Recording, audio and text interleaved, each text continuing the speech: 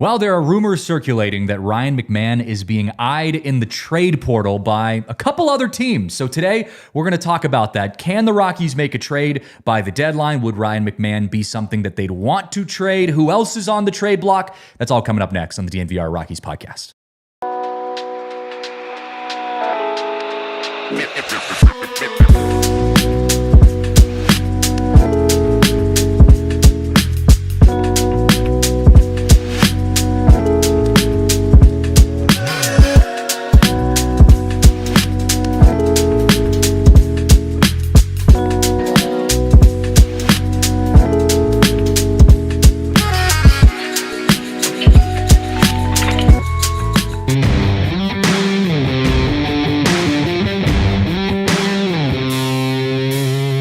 What's up, everyone? Welcome in to the DNVR Rockies Podcast, presented by Bet365. Download the Bet365 app. Use code DNVR365 when you sign up. Place a bet for $5 and get $150 in bonus bets. Welcome back to the show, man. You missed a pretty good Friday episode. It's great to be back. I heard you guys killed it on Friday. Had a lot of people in the chat, so let's hop in the chat again. Yeah. I was, very out of commission mentally for 3 days. You went to a wedding. We went to a wedding in Mexico. You got back and you immediately went to a bachelor party. That's an impressive run you're going on. Yeah, it seemed like a great idea when I was planning it out that they weren't on the same weekend so I could do both of them. And now that I'm here, I'm like, maybe I shouldn't have done both of them. I walked in and I'm like, how you feeling, Spence? And you're like, I'm feeling. I'm here. I slept 3 hours last night, ready to roll. And you have a child at home, which never makes recovery easier because you come home and they're like, let's go. Let's do this. I got home and I was like, I don't have a personal alarm, but I have a human alarm that is going to go off and he slept till 7 a.m., which was electric. Like that's late. Wow. That's an hour late than normal. So I got an extra hour's sleep, but I got up and wife was gone, so I was like, "Well, I gotta handle this." There's a kid in my house, and I gotta figure this out. But I gotta do it. Yeah. Did you watch a lot of Rockies baseball? You didn't miss a ton. But you did miss one game. I caught a lot of Saturday's game, which ended up being good.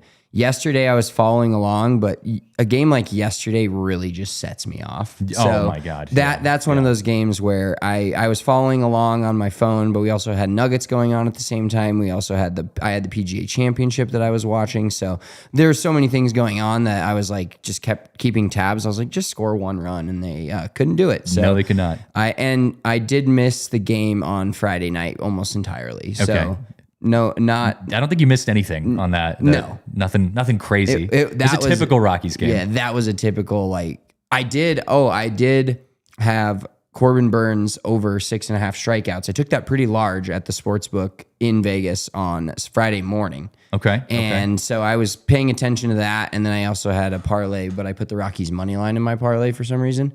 So that parlay got crushed, but I was trying to make it as big as possible. That? Yeah, I was going to say. I was trying to change my life with one bet. You were trying to make up for all the losses you've taken, at least to start the year. So exactly. You're in a good place now. You're feeling better. You're feeling better. Your anti-Rockies parlay has been working out pretty well for the most part. It has. So we're okay. I mean, we've had a few kind of dialed in bets, but the pitcher's over in strikeouts. I mean, if it's 5.5 or 6 on the Bet365 app, you kind of just even in wins, even in a couple of our wins, the Rockies have still struck out like 8 times. 100%. Yeah, I'd like to see. I mean, even though they had 14 runs on Saturday, they still probably struck out enough times to hit your over. They might have. I don't know. That was a weird game because everyone hit. Do you remember at the beginning of the year, the Rockies had one game where I think it was their first win at Coors Field where they put up 13 runs or something like that. And it was one of those situations where every single person on the team got hit. Chris Bryant got 2 hits in that game. And so I think it was kind of one of those games where you just you're like, everyone gets a hit. But we'll see. We're going into a Phillies series, and this Phillies series is going to be very interesting. We're going to talk about that as the show goes on because the Rockies have 4 games to get 2 wins in order to avoid basically the worst start through 50 games in the history of baseball. So we're going to talk about that as the show goes on. But we got to start this show by talking about a rumor that came up yesterday. And I wouldn't even call it a rumor at this point. It's a report. We've upgraded it to a report because it was put out by Bob Nightingale, who, if you're not familiar, he's a baseball writer, very well known with, I believe it's USA Today. That's at least where I saw his article written. But Bob Nightingale put in an article that was actually unrelated to trades whatsoever. It was an article about Brett Boone and the Yankees and some, relationship stuff, like coaching stuff. It was totally unrelated to trades. But towards the end of the article, Bob Nightingale basically went out and said, hey, yeah, the Chicago Cubs, the Los Angeles Dodgers, and he had also put in there that the New York Yankees are teams that are interested in basically eyeing Ryan McMahon as a trade target throughout this summer. And I think it's the first time that we've seen other teams go on record, or at least theoretically on record, and show interest in anyone on the Rockies. And if you look at the Rockies and where they are as a team right now, they're 37, I think is what the record is, something like that. Now. 38 now, 8-38. The Rockies are in a position where you have to be sellers. You have to be. And I know it's the Rockies, so we're going to take this with a grain of salt, but you have to be sellers when it comes to where your record is and where your team is. So it brings up the question of, do you think the Rockies will go forward with trading their star player, I wouldn't call him a hometown kid, but Mr. Rocky, so to speak? Like, do you think they would actually go forward and do that? I do think this is the year where if there's some value for him, they have to pull the trigger, because I think last year where we were at in the early part of the season, mid-May, same kind of record as this year. So it wasn't good, but you thought, okay, we're going to try to build up these players and we still need to have that consistent voice or that consistent vet in the locker room after Charlie Blackmon leaves. And, who knows when he said that he was actually going to retire. Maybe players thought that he'd play this year. But going into this year, it felt like Ryan McMahon was the guy that's like you said, Mr. Rocky. Our DNVR Nuggets guys coined that for Aaron Gordon. And it's the guy that has been around. He's been part of the rebuild, retool, whatever we want to call it. He's also been part of good teams with the Rockies. Yeah. And he has some qualities, some redeeming qualities, I will say, of, not necessarily the bat early in the year, but it's kind of picked up. He's great at defense and has just been around this team and been comfortable being a Rocky. But the more I think about it, that makes logical sense to trade him from a standpoint of you're not going anywhere this year and you need to maybe give, like Dwayne says, give Rymack a chance.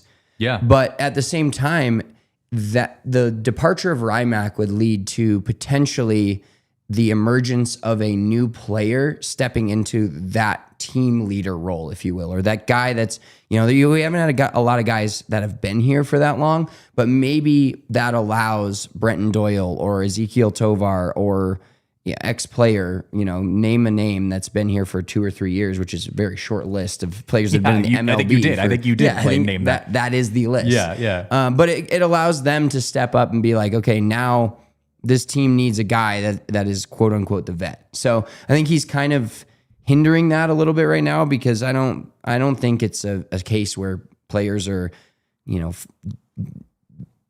backing up to Ryan McMahon, and there's a better word for that, but basically, saying, okay, Ryan McMahon's our guy. He's the guy that should step up. And if there needs to be a player-led meeting, that he's the guy to do it. I don't think the players are doing that, but I think he would be the guy and kind of is the guy. So maybe that opens up the freedom for another player to decide, hey, I need to step into this leadership role. Yeah. It was interesting because we talked about trades, I don't know, a couple weeks ago on this show.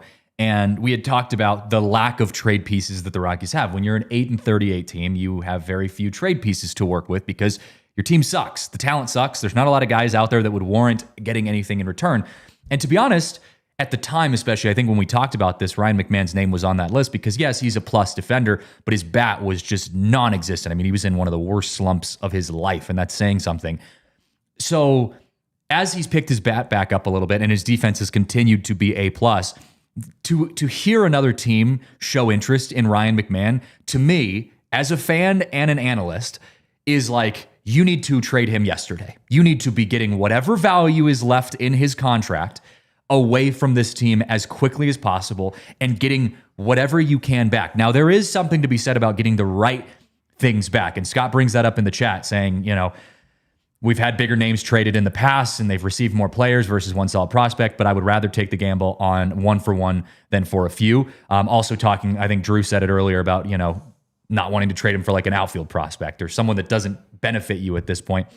There is something to be said about that as well. But you have to act on the few remaining pieces that are of trade value, and that's where the Rockies are at right now.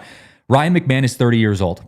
He, in my opinion, is not the future of your franchise, because if we're being honest, the Rockies are not going to be a playoff team in the next couple years, or in the next even 3, maybe 4 years.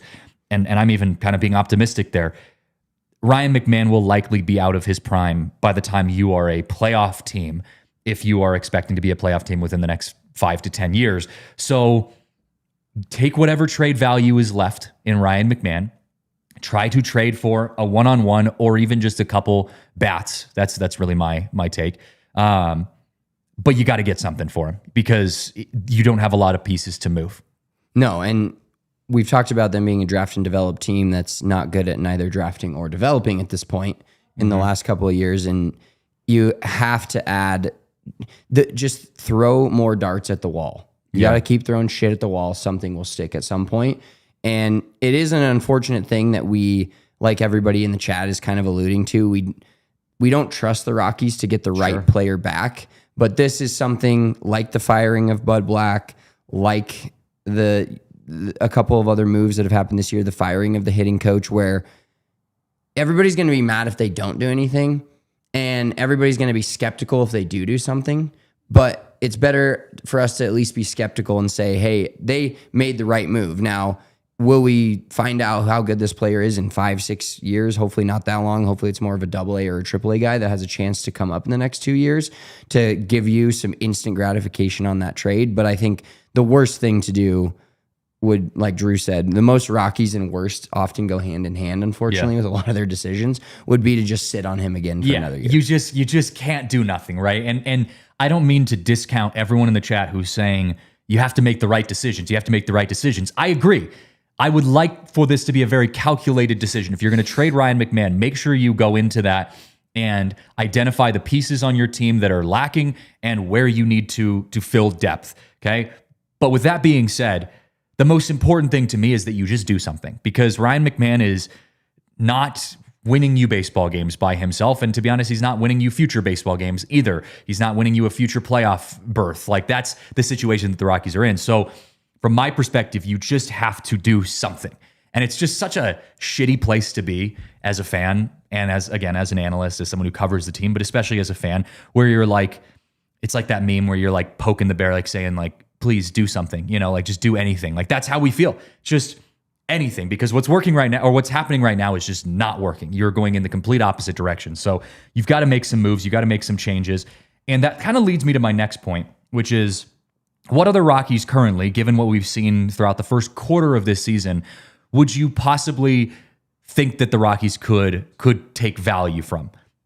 Right off the bat, Jake Bird is the number one answer from me. Jake Bird is a guy that I think you could absolutely flip at the trade deadline to get some good value back in a different place. The Rockies bullpen is a surprisingly stable environment given what we're used to. So it's like, you need bats. Like, trade Jake Bird and get some bats at this point. Like, your bullpen doesn't matter right now because the Rockies aren't playing in a playoff game anytime soon. You need an offense that's semi-competent at this point. So Jake Bird is the first name that pops up to me. Yeah, you need the bats and the offense that's consistent. Like, if you look at their 3-game series versus Arizona, they scored an average of almost 5 runs. Yeah. Well, they scored 0 twice and they scored 14 once. Like, that is just not a consistent. You can't keep putting that product on the field and expecting something to change. Jake Bird does come to mind. Maybe another piece in the bullpen, if there is a guy that a Tyler Kinley or Seth Alverson, I feel like you got to hold on to for now. It's too early to trade him. I don't know if you'd be able to get anything from him either. Yeah, Jake Bird certainly has the most value. And we have seen the Rockies, as surprising little moves as they've made at the deadline in the last 10 years or however long it feels like since they've made a splash move, if they ever have, since we were kids, is they did trade away a couple of bullpen pitchers the last few years and got some decent return for them. Now they were bullpen pitcher for a bullpen pitcher, but you're getting a younger player that is hopefully going to be part of something in a couple of years versus the guy that you're going to. The other thing is too is you have to take into account with the Rockies, they're going to let a lot of these guys walk. Like, if somebody has enough value to be traded at the deadline and they're in their contract year, there's most likely going to not get the contract that they deserve at the end of the year, so they'll find it from somebody else. So you might as well, at least instead of letting them go and hoping that somebody in the system is going to just replace them, get something back for them, and keep filling up that farm system. Like I relate it to my yard. I just keep seeding it and seeding it and seeding it. I don't know if that's the right thing to do, but I keep seeding it and watering it, hoping that fucking grass will grow.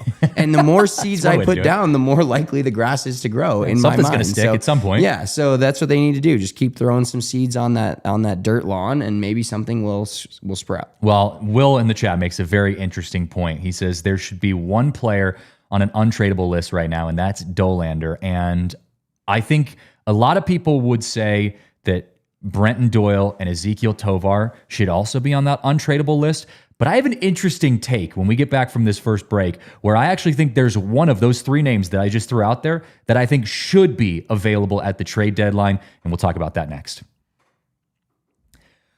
Well, I want to give a shout out to our friends right now over at Bet365, because Bet365 makes it easier to make money off of the Colorado Rockies, even when they are losing. Because look, if the Rockies are going to suck, you might as well make some money off of it, as we always say. And it's been pretty easy for you. You've had a pretty good formula that's worked out so far this year. And for you guys at home watching, if you sign up with the code DNVR365 when you sign up, you can take advantage of some of the great offers they have. But what's our anti-Rockies parlay again? Okay, so our anti-Rockies parlay is some variation of the Rockies under 3.5 runs. Okay. That number changes and shifts.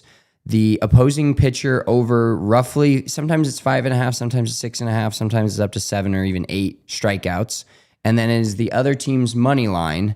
And then you can sometimes throw in, if you don't want to do money line, you want a little better odds, you can throw in the opposing team -1.5. And then you can also throw in, with the way the Rockies have been pitching now, this is not a Dollander bet. So we're free for another 4 days. Yeah, don't bet on Dollander with this. But it is the other players, the other teams over in hits against the starter. Yeah. Like, it was Senzatello was 4.5 the other day, and we got it. I hit that part of the parlay before he even got an out. Yeah, and I know, that is such a Senza bet. It really is. So, like tonight, for instance, on the Bet365 app, if you're looking at the opposing pitcher strikeouts, Christopher Sanchez, you can get him 7+ at +132, 6+ at -155, and I believe he already had a start against the Rockies this year where. That was back when the Rockies were like fun, that first couple of weeks when they like were competing against the Phillies. Don't necessarily know if I expect that tonight, but there's going to be some stinkers in here. No bets are winners all the time, of course. That's why it's called gambling. But Coors Field, I mean, the Rockies could score 12 runs tonight, but they could also get shut out and strike out 8 times. I see the strikeout 8 times and being shut out through at least the first 4 or 5 innings being much more likely. Yeah, it's good. It's good. So like I said, take advantage of that. Use that code DNVR365 when you sign up and see why it's never ordinary. Bet365 must be 21 or older and physically located in Colorado. Please gamble responsibly. If you or someone you know has a gambling problem and wants help, call or text 1-800-GAMBLER.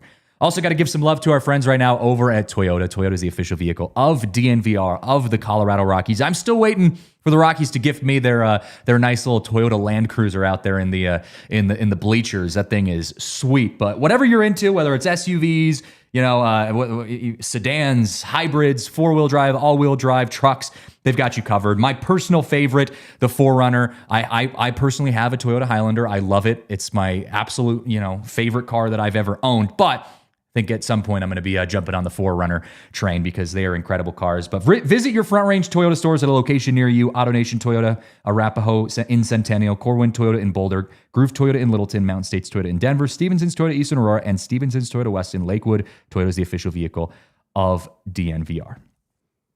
Well, real quick, while you're giving shout outs to your friends, I want to give a shout out to my 2 friends in this studio. I am the only person in the studio without a birthday today. Oh, yeah? So happy birthday to our friend Christian and our lovely producer Tiff back there. Happy birthday to both of you guys. I am the lone non-birthday person. I know. We do have 2. The chances of that have to be like 2 people with birthdays in the room. Thank you, man. They have to be like the same amount of chances as the Rockies getting a hit with running and scoring position. It's low. It's low. It's very, very, very low. But I think people were like confused when I kept calling you my twin. Yeah. Because I'm like, happy birthday, twin. Happy birthday, twin. Well, also, my wife, Marissa, her birthday was yesterday. And so some people were still wishing her happy birthday today, and wishing you happy birthday and wishing me happy birthday. And so I'm like, I think some people were also getting it confused. Like, there's 3 birthdays today? Like, what are we doing? No, just 2. Just Tiff and I. Can the Rockies get a win on my birthday? Do you think that is a possibility?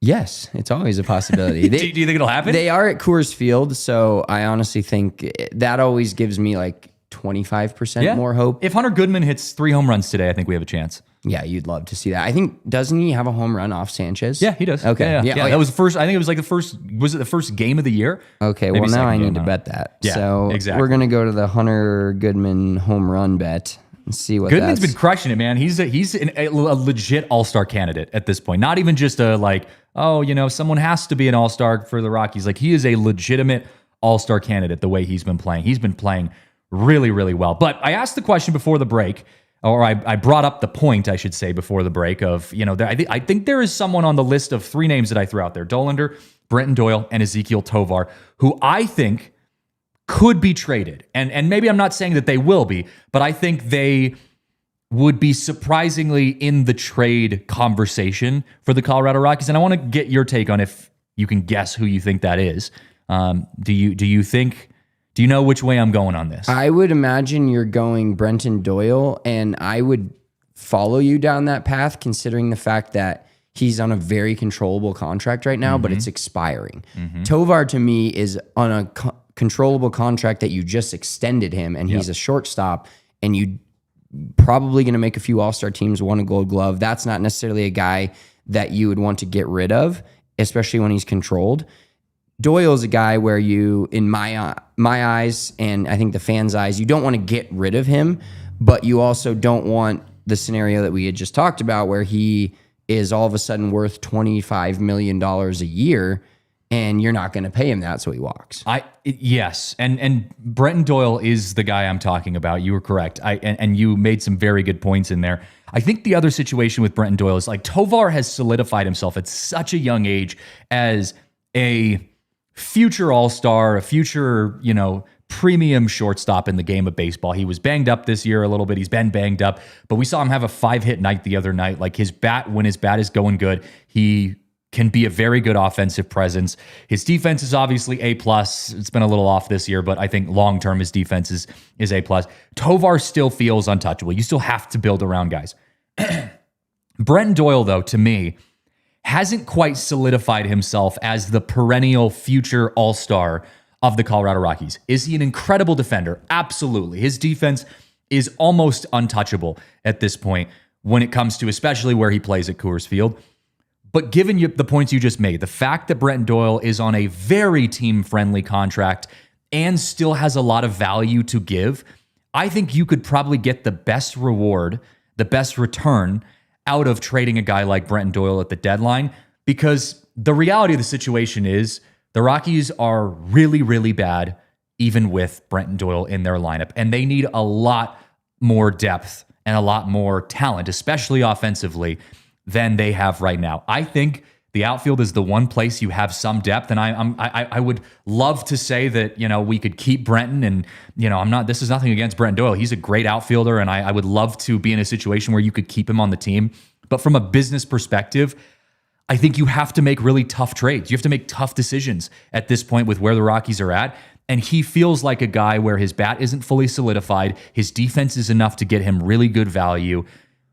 He might be a guy that I would consider trading this July or before July. And the guy you just described, the traits you just described are exactly like Ryan McMahon. They're just in very different points of their career. So those two fit the mold of like, maybe the bat's not there, but you could see a change of scenery helping, but defense travels anywhere. It does. And having a great defensive third baseman, and I'm willing to say almost elite for Ryan McMahon, and having a definitely elite defensive center fielder has some play for teams. Like when you mention those teams, everybody's like, oh yeah, of course those big teams want them. Well, it also comes down to their philosophy of if they have 7 or 8 ball and hitters in their lineup, they don't need a guy to come in and it's context. Yeah, we need guys that can hit 270, 280, hit 25 bombs to make a difference. They do not. They need guys that can play solid defense and just be. Doyle has the speed as well to steal bases, and he has the upside on a bat. Look at the Thairo Estrada deal, right? And that was in a trade, but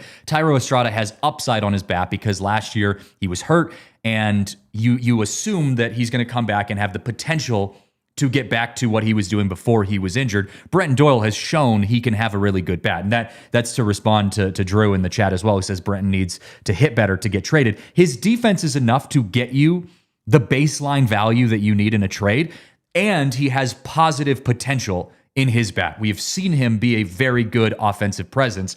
He just hasn't had the consistency yet, but he's young, he's cheap, he's a positive defender. I think you can get good return from Brenton Doyle if you traded him at the deadline this year, and I think it wouldn't be entirely devastating to your team. Now, obviously, again, I would, you hate to see Brenton Doyle leave, but the Rockies are about to lose 130 games this year, right? Like, this is not a team where you're trying to hoard and hold on to all the pieces. Like, you got to make moves, and you got to make tough moves. Right. And as in a fan's perspective, obviously Doyle is one of the guys that 40 days ago before the season started, I would have said, you never trade this guy. But from my perspective and looking at where the team is this year, you don't want to hoard all of those pieces, but as a fan, you kind of want a few guys to hold on to.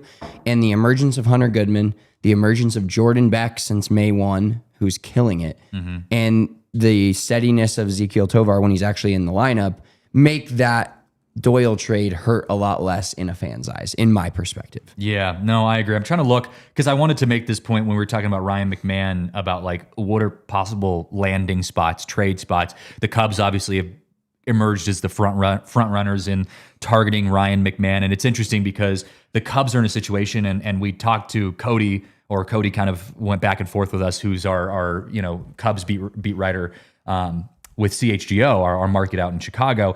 And Tiff, while I'm talking about this, if you can pull up that picture I sent, Cody kind of put his thoughts together on pros and cons of this trade and what this means for the Cubs. So you can kind of read through this in the background while I'm talking.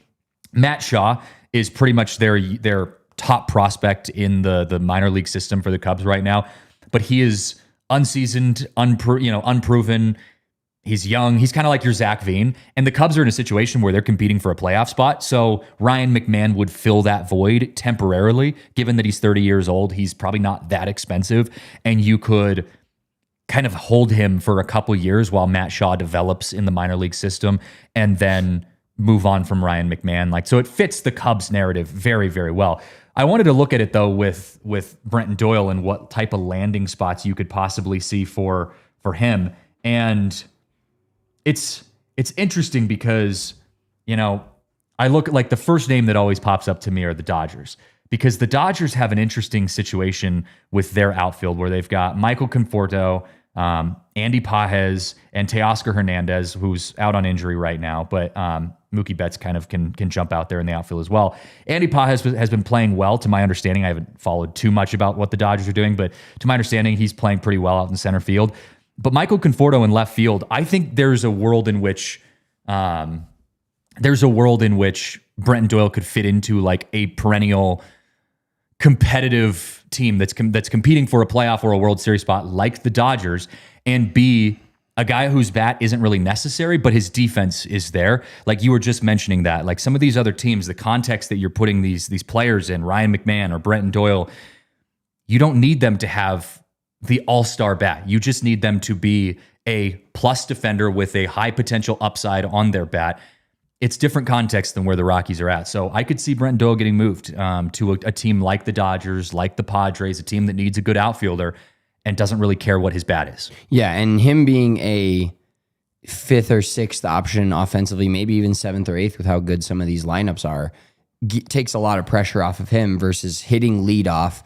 And I'm not saying that this is why they're crumbling. They could all be just not that good of MLB players. But there's a lot of pressure on the Rockies and their offense right now, and every guy knows that they have been struggling or they're just bad for this entire 2025 season. So there's a little extra pressure in there, I think, internally from them. Not only is it the worst start and potentially the worst start in MLB history for an entire team, but individually, a lot of these guys offensively, I mean, they could still have this record and the season could look totally different. Yeah. It could be a lot of 7-8 losses versus 1-0 losses, 8-0 losses. And you wouldn't feel as bad about where they are as an entire roster, but the pitching has its bad nights, and then those bad nights are not outside of Saturday, not generally helped by an offense that's coming back and scoring right back on a team that takes a lead on you. Yeah, the pitching part has been really tough for the Rockies. And it's hard because here's the situation too. The Rockies are so bad, and you can take the picture down, Tiff, when you get a chance. The Rockies are so bad that it's so hard to identify where you want to improve the most, right? Like you look at it and you're like, okay, offensively, the Rockies are the worst team in baseball. Defensively, the Rockies are the worst team in baseball. Pitching, the Rockies are the worst team in baseball aside from their bullpen. Like there is so many areas for growth that the Rockies have. But you have to look at it down the line too, and Drew makes a great point in the Toyota chat. Rockies' outfield future is Beck, Veen, Condon, Carrig, Thomas. Like you've got guys coming up in the pipeline that you at least haven't seen yet. Some of them that you haven't really seen yet that you hope will eventually get there in the outfield. So you have to kind of look at it more long term because the Rockies aren't going to be good next year. Most likely, they might not even be good the year after that. So long term. Where do you want to make the moves? Where do you want to make those decisions? Brenton Doyle feels like a piece that you could move. I still think you have to build around Ezequiel Tovar. I don't think Michael Toglia has enough value to trade as of now. And to be honest, I don't think the Rockies even want to trade Michael Toglia just yet. I think they still feel like they can get more out of him. It's just a tough spot. It's a tough spot. Herman also is a guy that I think going into this year, we were hoping we'd be able to flip by the trade deadline. And I'm not sure he even finishes this season as a Colorado Rocky at this point. So we got to hit our last break, or our next break, I should say. But after the break, I do want to ask two questions. First of all, is Chase Dollander a future ace for the Colorado Rockies? Is he our future ace? Because he's had some pretty good games, even though he's had a loss in these last few weeks. And then also, what are we doing with German Marquez? What's the next steps for German Marquez? So we talk about our Rockies pitchers when we come back. Well, look, it is summer, and summer means taking control of your finances because it is a good time to really get everything organized, right? And especially when you're going out and you're spending a little bit more money. If you're Spencer and I, you're going out golfing a lot more. Maybe you're traveling a little bit more. You're going out to dinner. You're going to get lunch, brunch, drinks, whatever it is.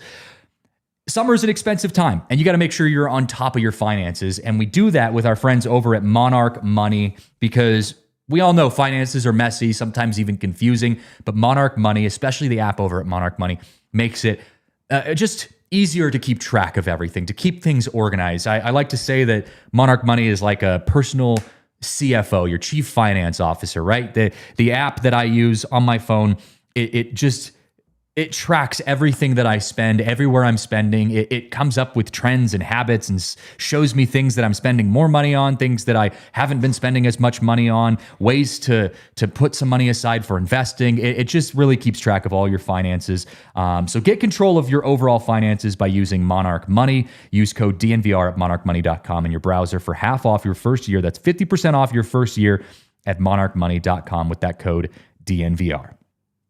Well, speaking of business, if you own a small business or you're a local business owner, you got to use our friends over at LinkedIn. They make hiring easier than ever. And we know that's the hardest part of owning a small business is making sure you have the right people working for your company, because we all know a good employee can either make or break your company, and LinkedIn makes getting the right candidates for your job easier than ever. They've got so many cool features. They help you write job descriptions. They can get your jobs out in front of the right people. You can, post your jobs for free, or you can also pay to promote your jobs. Promoted jobs can get up to 3 times more qualified applicants. So it's a really good feature that they have. It's really cool. The different ways they're making it more effective and more efficient for you to find the right candidate for your job. And there's a reason why more than 2.5 million small businesses use LinkedIn for hiring today. Find your next great hire at LinkedIn. Post your job for free at linkedin.com/Rockies. That's linkedin.com/Rockies to post your job for free. Terms and conditions apply. All right. Chase Dollander looked pretty good over the last couple starts. I know does he have 2 losses in his last 2 starts? Am I remembering that correctly? I know he lost yesterday. I'm trying to think back to his start before that. I think he got the loss as well, if I'm remembering correctly. And it was because of that 1 home run. Was it not? That 2-run? Yes. Yeah. So he's had 2 starts. So he's had 2 starts, given up basically 2 back-breaking hits, and you've given him 1 run of support in 18 innings in his last 2 starts. Yeah. So is he a future ace? Absolutely. Absolutely. I know. Well, that's I was going to say, that's the follow-up, is like, okay, I know it sucks. And on paper, you look at it and you're like, okay, Chase Dollander's got 2 losses back to back, and technically he didn't make it. I think he didn't make it to the 5th inning yesterday. So he didn't quite get the quality start yesterday. But aside from that, just from using the eye test, right? You watch Chase Dollander these last few starts, and I'm like, man, he looks good. He's made 2 mistakes, and that's cost you the baseball game. But aside from that, he's battled back. He's bounced back. His stuff is playing really well. I've been impressed. I think the Rockies actually have a legit guy on their roster. If you were to give me a game 163 again, which Rockies fans of old will know, what an insane game. But if you were to give me that and say you can pick one guy to start the game for this team right now, it's without a doubt Chase Dollander. Yeah. And that Kyle Freeland, he's got the grit in him, but his stuff is so good. Mm-hmm. And how can you blame a guy he didn't make it very far in the game. His walks are still a little concerning for me. Yeah. The fact that he'll have his leadoff walks are killer too. And he'll have he'll set down 8 or 9 in a row, and then all of a sudden he'll throw 5 straight pitches where you're like, none of those were close. Yeah. And even Drew and Jeff or whoever's in the booth will be like, that's an arm angle thing, and they'll send the pitching coach out and kind of dials it back in. But it's random how he just will forget how to pitch for a batter or two. But the rest of the guys, he seems pretty locked in, and his stuff is so good. He's going to have to navigate Coors Field like every other Rockies pitcher in the history of time. But it helps when you throw 99 on a fastball. 100%. Yeah, the speed always plays. Yeah. So I definitely think the answer to this is yes. And I think it's a guy that just his demeanor and hearing him in interviews and, you see him in the clubhouse, I think he's got the right build and the right mold for a guy that he doesn't appear to me as a outspoken leader, but to me in baseball, you need some of the guys that just lead by example. And that's let's be real, one of the biggest Rockies problems this year is nobody's been good enough on the field to warrant leading by example and how you're working and then that work paying off on the field. Nobody's been good enough to say that. Yeah. And Chase is a young guy and just got up, said 7 starts in the major leagues and just goes about his business and has been really, you get 2 timely hits. Then the last 2 Chase Dollander starts and the Rockies win those games 3-2 and 2-1. Any offense, maybe not the Pirates offense, maybe not the Orioles offense, but any other offense besides put the White Sox offense on the Colorado Rockies and they probably win that game. That's the situation we're in. And Chase has looked really good. He seems like he's felt really good. I'm cautiously optimistic that he's going to continue to grow. And I think Huey and Drew were also talking about this on the broadcast. They were saying, look, Chase has had a couple bad starts, right? He is a young starter, and even the season starters. The Rockies have a win against Chris Sale. Even the season starters are going to have a bad game or two, but Ace Dollander, man, he's looking pretty good. So I'm feeling good about Chase Dollander. I feel like we've seen enough of him to say that at this point he's the best and most consistent starter. You just need to, like you said, he needs to mature a little bit more, grow out of some of those late inning walks, those leadoff walks. Leaving his fastball, letting that ride up too high in the zone, that kind of thing. Speaking of that, by the way, did you see Ketel Marte absolutely clown Chase Dollander on the base pads when he hit his home run? I saw that in the rundown and I almost looked it up, but I didn't want to be angry because I do not like the Diamondbacks. I don't know if I don't watch Diamondbacks baseball, so I don't know if this is Ketel Marte's thing, but when he was rounding second, heading to third, he kind of did the little stutter step where he kind of bounced back and then he pretended to shoot and then just kind of put his head down and sauntered around third base. And just even stopping while you're doing your trot to kind of do some little dance move or whatever. I wanted so badly, I felt I almost yelled it through my TV screen, you better plunk that guy the next time. You better throw 99 high and inside, graze his chin hairs a little bit on that next at bat. And it's just that doesn't seem very Chase Dollander at all. But that just, as a fan, that just pissed me off so much. I'm like, dude, just you got the home run, just round the bases. Yeah, and Dollander, as quiet as he seems on the outside, to get that good, you have some fire inside, and maybe it'll come out. But I was hoping it would. How pissed off he's got to be inside. I had one mistake, and my team couldn't get me one freaking run in 9 innings. Well, and it was early in the game too, so we didn't really know what was going to happen the rest of the game. I think it happened. what was it, like the first couple innings, if I remember correctly. Like it was an early home run. So I didn't know if he was going to kind of fall apart at that point.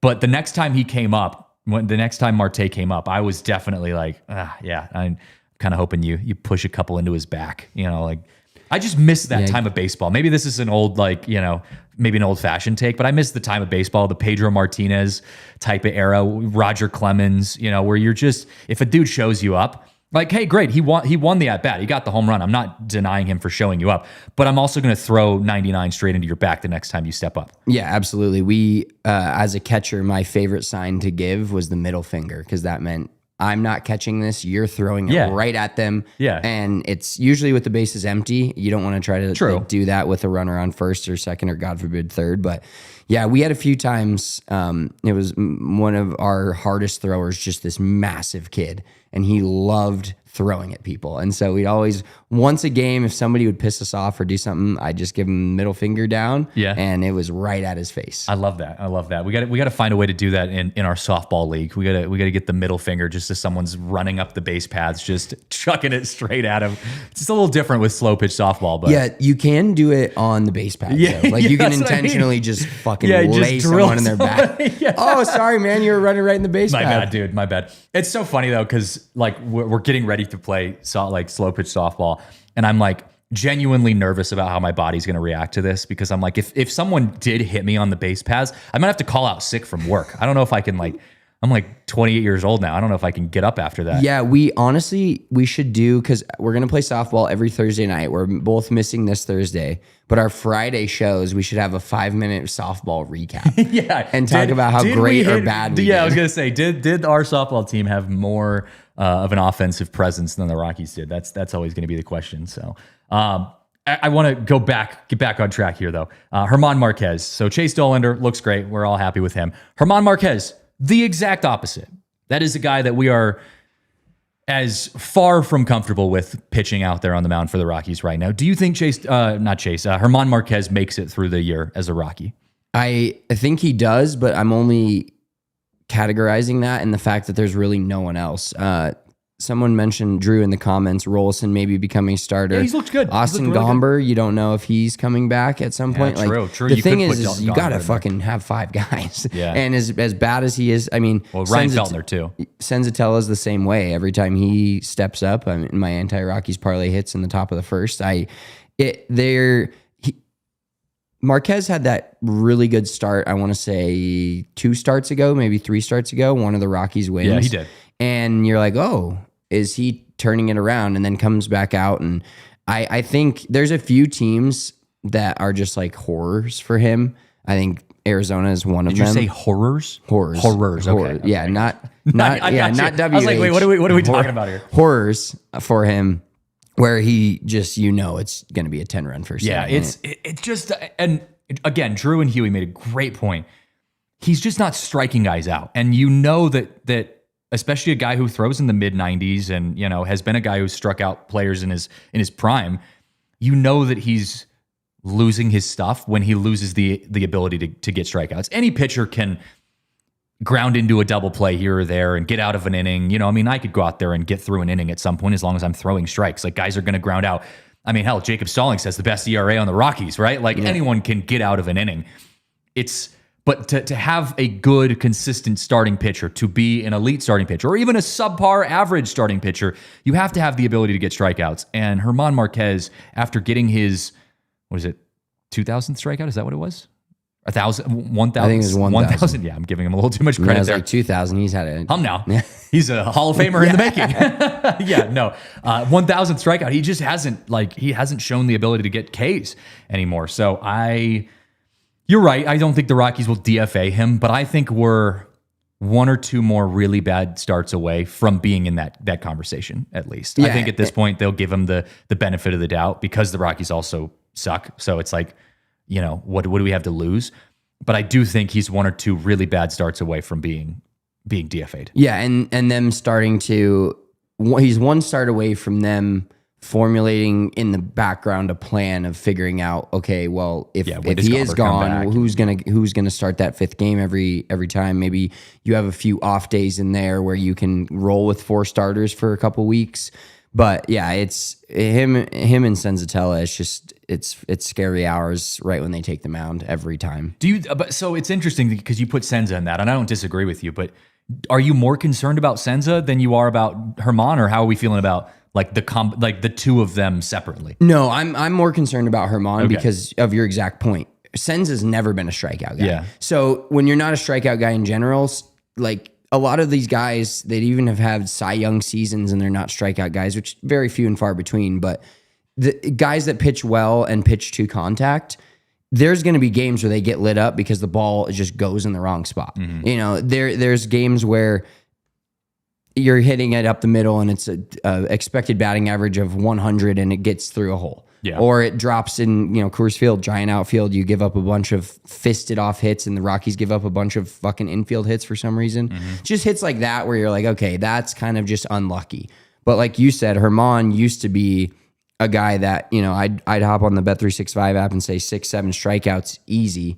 And he is not even sniffing that. And then when you have a strikeout pitcher, I mean, this is all, as we say every podcast, very Rockies strikeout pitcher for the Rockies. Yeah, if he graded on a curve. Yeah, if he starts pitching to contact, he doesn't have what he used to have. Mm-hmm. And could that be from the injury? I think that's one of the most unbelievable thing in sports is obviously everybody has injuries, but as a fan, as the older I get and the more sports I watch, the more I don't anticipate somebody coming back from injury and just being who they were. Yeah. I've been numb especially to that. Pitchers, dude. Yeah. I mean, pitchers, it's a different person. Yeah, he had 2 years off and it's, he was showing some high velo in spring training, but high velo doesn't matter if you're middle. Yeah, I mean, anyone's going to hit that. Exactly. And Will asked in the chat, would they give Germán a shot in the bullpen first? I don't think so. I think he's such a seasoned veteran, starting pitcher that it's just so hard to take someone out of their zone like that. I think his propensity to have such a bad first inning and first time he comes out there is like,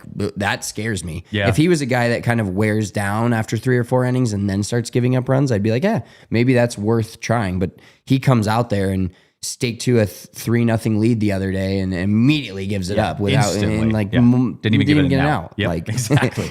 That's not a bullpen guy for me. No, not at all. But hey, we got to take our last break of the show. After the break, though, I want to ask you a couple questions. First of all, I want to go aside from the Rockies, and we've been watching Juan Soto the last few weeks, and I got to ask the question: is Juan Soto overrated at this point? Because he's making a lot of money, and I don't know if he's given the exact return that he's getting paid. But back on the Rockies side as well, we'll also ask, are the Rockies going to pick up another 2 wins against the Phillies? And could we possibly avoid history? So we'll break all of that down here in just a moment.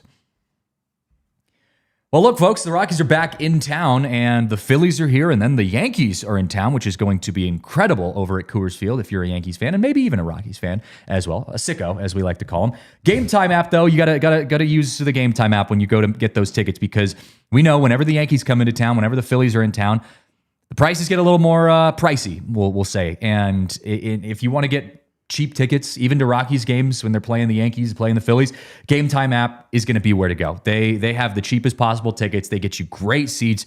You can wait closer and closer to first pitch. And I guarantee you, even with the Yankees in town, it's not going to be a fully sold out. There'll still be some seats available.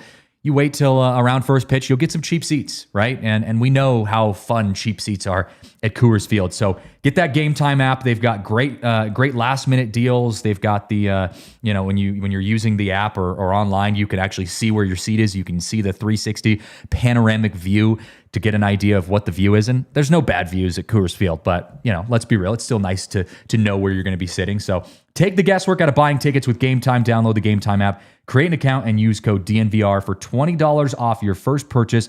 Terms and conditions apply. Again, create an account, use code DNVR for $20 off. Download the Game Time app today. Last minute tickets, lowest price guaranteed. I will be using the Game Time app or already used the Game Time app and taking the family to the game on Sunday against the Yankees. Big game. My mother-in-law is a big Yankees fan, so that's tough. Yeah, it's gonna be tough. But much like the Diamondbacks or any team, if the Rockies win, the other fan base is so incensed that they lost to the Rockies. Oh yeah, dude. When the Diamondbacks lost 14-12. Oh boy. 151-0 when they scored 12 runs. The first ever loss was to the 2025 Colorado Rockies. Not to get too off track here, but man, the comments When you look at like I think PHNX posted like, we lost or whatever, and the comments from the fans were just, they were losing their minds. It's incredible. So, yeah, it is. Also want to give a shout out though real quick to our friends over at First Bank, whether on the road, at home, or somewhere in between. First Bank makes banking easy, convenient, and secure. Their mobile banking app allows you to check their balance, pay friends, and manage your money anytime, anywhere. And here's the best part. Open a new First Bank checking account today and you could earn $300. First Bank is all about helping you stay on track. Their tools make it simple to stay in control of your finances without the hassle. No matter where life takes you, First Bank gives you the freedom to bank how and when it works best for you. So if you're ready for a better banking experience and the chance to earn a little extra, head to efirstbank.com/bonus. That's efirstbank.com/bonus to open your account. Bank how you want, when you want with First Bank. Certain restrictions apply and requirements apply. Member FDIC. Yeah, those comments though on the Diamondback stuff was incredible. It's truly legendary when we do win a game, how the other fan base just goes into a deep dark hole of how did we lose to the 2025 Colorado Rockies. And how did you not only lose but give up 14 runs to the Colorado Rockies? Yeah, I mean they had a 3-0 lead in the top of the first, and I'm like, here we go, we're cooking. Yeah. And then they not only came back once, they came back twice or 3 times. They put up 7 runs after the 5th inning. Yeah, and they fire me up with performances like that. If we can get one of those a week, I think I'll be pretty happy. And I'm not gonna lie, man. Seth Halverson came in to get the close, 14-12, and I'm just like holding my breath. It felt like a playoff game to me. I was sitting there like locked in on every single pitch. Like, come on, here we go. Like, get us this one win, man. It's the little things now. Every 8th inning lead, 9th inning lead for this team feels like a game 7. It does. It's electric. It does. It's terrifying, actually. It is really terrifying. It does. And I know people like when I posted the final score and whatever, and I was all celebrating on DNVR Rockies Twitter, and there's always those couple people who are like, who cares? It's the Rockies, like whatever, like no one cares. And I'm like, dude, the Rockies are so bad that you just have to celebrate these wins because it's just absurd when we get them. When we get a 14-12 win, or even if the Rockies got like a 1-0 pitcher's duel win, it does feel like you just won a playoff game. Like we feel like we're on top of the world, man. It hits harder than any drug imaginable. It does. And I love seeing them like feel like they can win a baseball game, and then they go out and do it, and you're like, yeah, hell yeah. It's there. Hell yeah. It's very buried and deep down, but once in a while, did you forget it's how nice it was to watch a competent offense too? I mean, the Rockies would have runners in scoring position, and they would actually get the clutch hit to score the runner from second, or, it wasn't just home runs. I mean, it was a collective, competent offense, and my God, that felt so good. Yeah, and then they turn around and like 12, 14 hours later have second and third in the top of the 9th inning at the chance to take the lead or tie the game, and they just don't. Yep. And bring you right back down. They want to keep you, and the one game keeping you right here. And the one game you have a competent offense, your pitching staff just looks atrocious. Just absolute. Except for Jake Bird. When you have a 3-0 lead and then it's immediately gone, those are when the infuriating losses start building. Yeah. You did text me about halfway through that game though, and you were like, bro, win or lose, this is an exciting loss. Even 100%. if we lose this game, it's an exciting loss. They earned it. You came out, you come out swinging, literally. Yeah, that was fun. Well, it brings us to our next point, which is the Rockies are playing the Phillies. They got a 4-game series against the Phillies, so you got a bit of a longer series here. And we had talked about this on Friday's show. We talked about this actually, I think, on Wednesday's show as well last week. The Rockies are trying to avoid having the worst start in the first 50 games of a season in Major League Baseball history. And they need to win 3 games. They needed to win the first time we talked about this, they needed to win 3 games total over the 7-game span, including the Diamondbacks and the Phillies series. So we got 1 win against the Diamondbacks. That means we need 2 wins to avoid being having the worst start in the first 50 games of Major League Baseball history. Do you think they can do it? 2 wins against the Phillies. That's all they need. The Phillies have been scuffling a bit. A little bit. And then the Rockies are at home.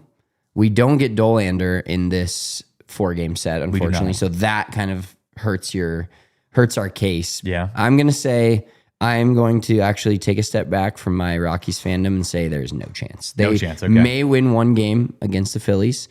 usually they're getaway game guys, which will be Thursday. But I just looked, and German Marquez is slotted to start Thursday, so I don't feel good about that either. Yeah. I mean, the Rockies did win their middle game of the Diamondback series. Yeah, that was. I think that was the first game of the year they won. That was not the first game of the series, or the last game of the series, excuse me, since when they were 1-1 and they won the second game of the year. Oh, you're right. That is literally the only time they've won a game that's not a getaway game. It is. It's yeah, you look back at the schedule behind us, in front of us. It's not great. But Come on, 2 more games. 2 more games. Yeah, that's all you need. We say it so casually, like they just need 2 games, right? We just need 2 games. Hey, I will say, I know. I mean, I will say the Rockies maybe aren't. I don't know. Maybe this is a stretch. The Orioles are challenging us for being the worst team in baseball right now. And it's not close, but they're at least challenging us. The Orioles look really bad. They just fired their manager. Almost got me on the fake Bud Black press release that came out saying that he was the new coach. Almost had me there. The Pirates. Dude, Paul Skeens is the same thing as Chase Dollander. He has given up, like less than 2 runs in his last 2 starts and has lost both of them. So Chase Dollander, Paul Skeens would be good friends if they met each other. Maybe need to give each other a call. Exactly. A little vent session, a little therapy session. You know who's been really interesting though, player wise, has been Juan Soto, because Juan Soto, when you go and make almost $1 billion, the biggest sports contract in the history of sports, not just baseball but sports, you're going to have a big spotlight on your back. And we're basically through a quarter of the season. We've seen, about 25% of this first season of Juan Soto as a New York Met. And this is his stat line. He's hitting .246. He's got 8 home runs. He's got 20 RBIs, and he's got an .822 OPS. And we just saw him wrap up this the Subway Series in New York, the Yankees and the Mets, which is electric. Always must-watch baseball. But when Shohei Ohtani got his $1 billion contract, basically, we were about halfway through the year into his big contract, and I think we were pretty much of the agreement that Shohei Ohtani was very much worth what he was getting paid. I mean, what he was doing was historic, and what he was doing with the Dodgers was historic, and what he's still doing is historic. And so I think you and I could sit here and say Shohei Ohtani is worth the $600-700 billion that he was getting paid. Do you feel like Juan Soto, seeing what we've seen out of him at this point, is worth $700 billion? Well, I'm going to give you a quick stat line here. Okay. You can play Guess the Rocky. And this guy is basically outplaying Juan Soto this year. Hitting .264, also 8 bombs, 24 RBIs, and an OPS of .903. Who is that? Is that Jordan Beck? That is. Jordan Beck. So Jordan Beck is our $700 million man. Is Jordan Beck in line for a $700 million contract after this year? I would say, maybe 600 million, maybe not all the way to 7, but look, it's early. We're way out in front of things. And the easy answer to this is that no, he's not worth $700 million, but it doesn't matter whether or not he was worth $700. He wasn't worth $700 million when he got the contract. That was just the market value that he was at, right? Juan Soto just was in the right place at the right time because Shohei Ohtani got a $600 million contract the year before. Juan Soto was the next big name, so you assume he's going to get more. That's just the market value of Major League Baseball contracts. So Juan Soto was never worth $700 million. If anything, Shohei Ohtani is worth more than $700 million to the Dodgers. He's bringing in over $1 billion in revenue and future revenue to what this Dodgers franchise is between Japan, the U.S., all of that kind of stuff. Juan Soto is not doing that. So we have to grade him in a different light than you would someone like Shohei Ohtani because he's not a generational player.